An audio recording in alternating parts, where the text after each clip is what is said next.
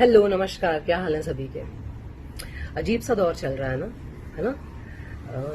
कठिन भी है। इकोनॉमी, काम, ये लॉकडाउन, ये वायरस, ये आपस में एक इतनी दूरी, बहुत अजीब वक्त चल रहा है। और साथ में अगर ऐसी ट्रेजेडी हो जाए, ऐसी घटना हो जाए जो आपको बिल्कुल डरा दे, जो आपको बिल्कुल अंदर से ना एक बिल्कुल खौफजदा कर दे, तो और डिप्रेसिंग माहौल हो जाता है।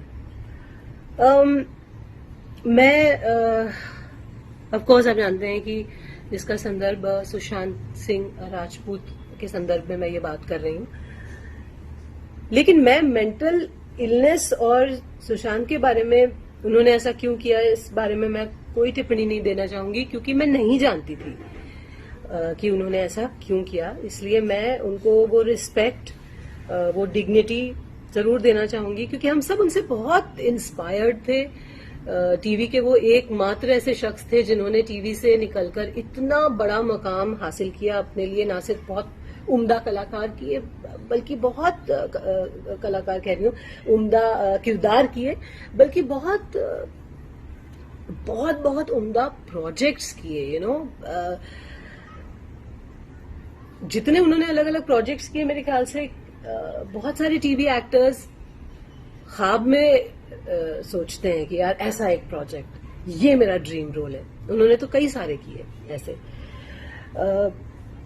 और इतना हासिल करने के बाद उनका मानसिक रोग कितना उन पे हावी था, मैं ये सोच के भी डरती हूँ। इसलिए मैं बिल्कुल इस स्थिति में नहीं हूं कि मैं उन पे कोई टिप्पणी करूं, लेकिन हाँ, मैं उन लोगों से इस वीडियो के माध्यम से बात करना चाहती हूं जो मेंटल हेल्थ या मेंटल इलनेस, मानसिक रोग से गुजर रहे हैं, उसका शिकार हैं।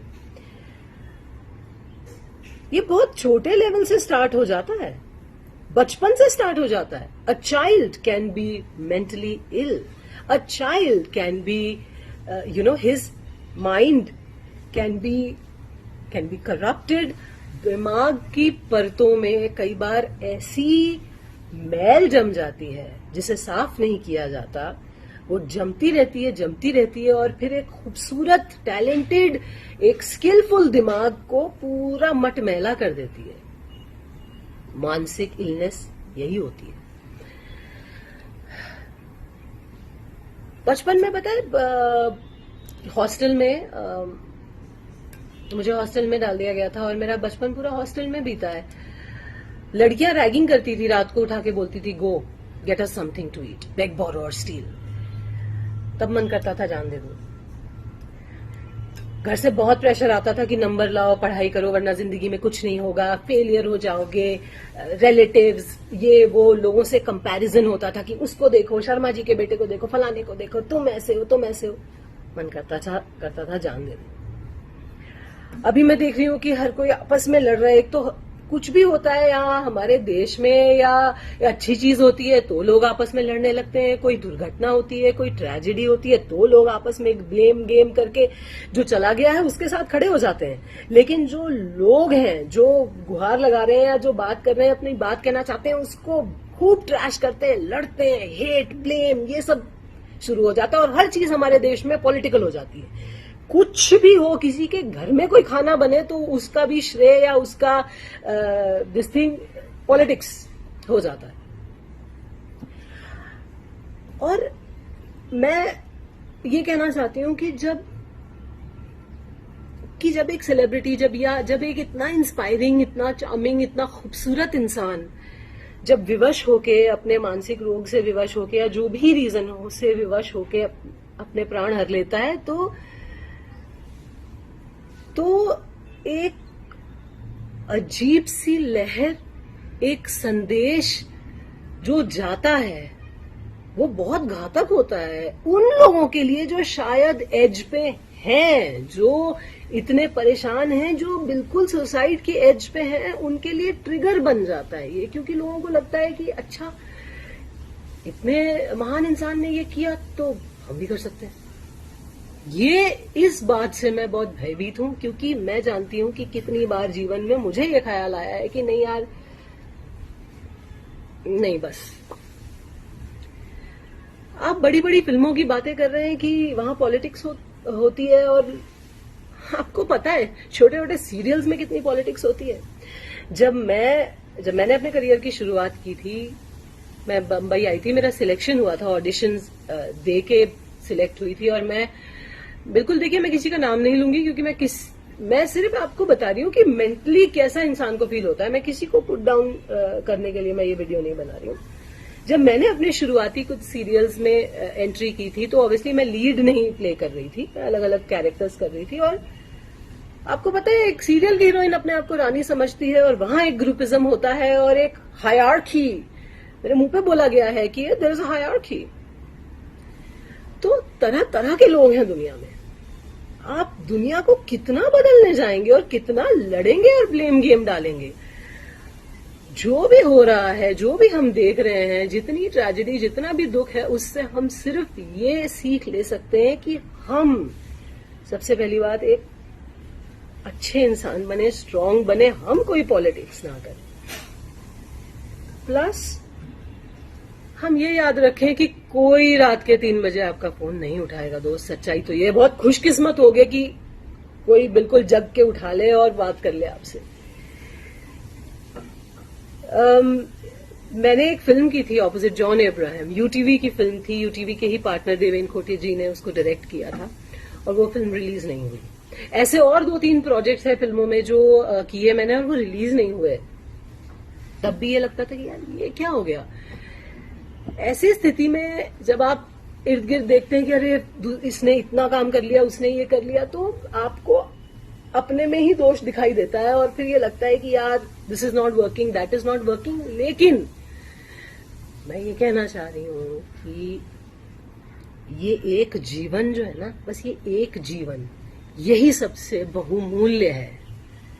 लोगों की पॉलिटिक्स, काम मिलना ना मिलना, आपका आज सक्सेसफुल होना, कल लोगों का ये पूछना कि भाई हम नहीं जानते आपको, वो आपकी पहचान नहीं है। आप अगर पढ़ाई में कमजोर हैं, आप उससे बुरे इंसान नहीं हो जाते।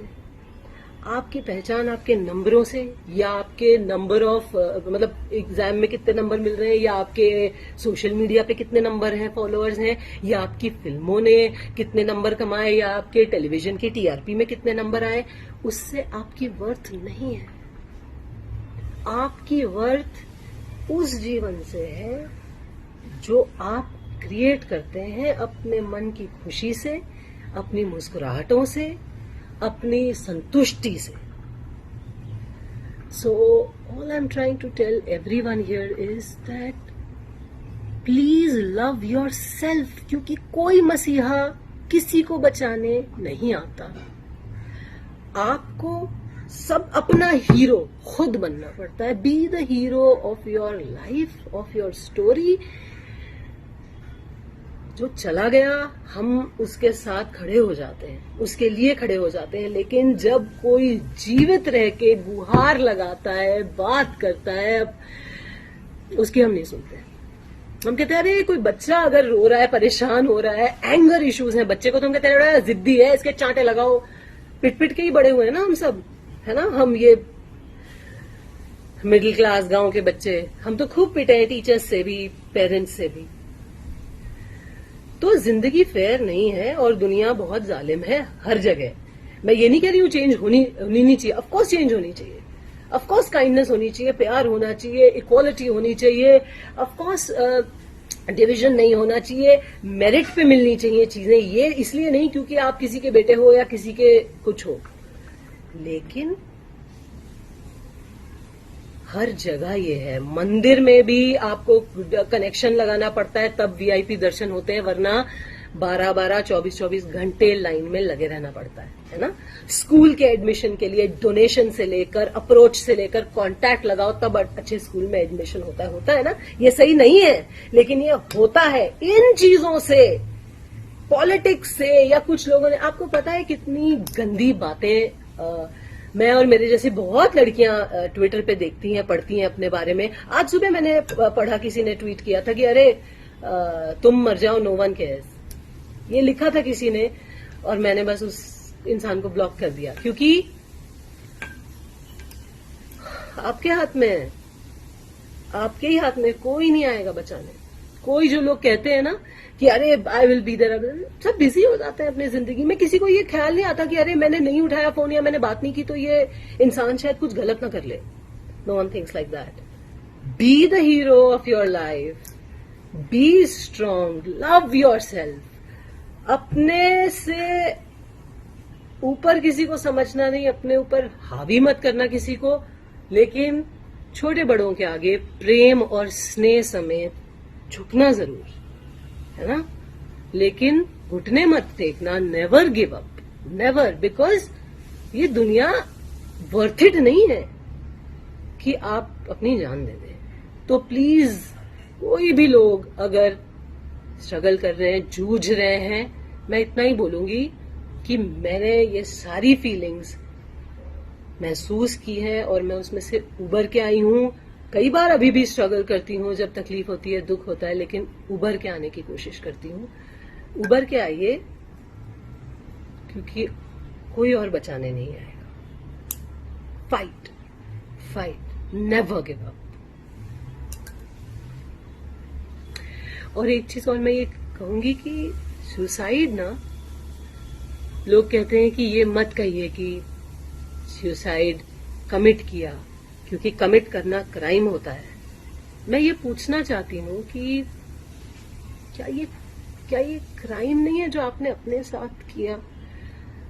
अपने किसी रोग में घिरकर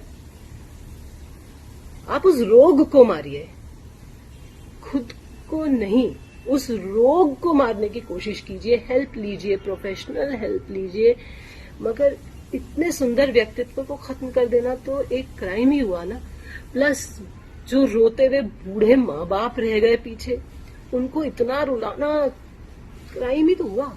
या जो भाई बहन, जो कभी उनका जीवन नॉर्मल नहीं होगा, वो रोज एक डर से उठेंगे कि यार हम में कोई कमी, वो अपने से पूछेंगे कि हम में कमी थी, जो हमारा प्रियजन, वो क्राइम नहीं है क्या? जो एक संदेश आप अपनी हत्या करके दूसरों के दिलों में छोड़ जाते हो, जहां लोग बस अटकलें लगाते रह जाते हैं, क्या ये सही है? सही नहीं है ना। मत करना ऐसे, मत करना। You are not alone, everyone is fighting mental illness. किसी के दिमाग की परतों में मैल ज्यादा होता है, किसी में कम। बस यही वेरिएंट है कि भाई इंटेंसिटी का फर्क है। Fight, just fight. और बस मैं ये कहना चाहूंगी कि जो लोग इस चीज के साथ अपना उल्लू सीधा कर रहे हैं, वो हैव अ हार्ट, मत करो।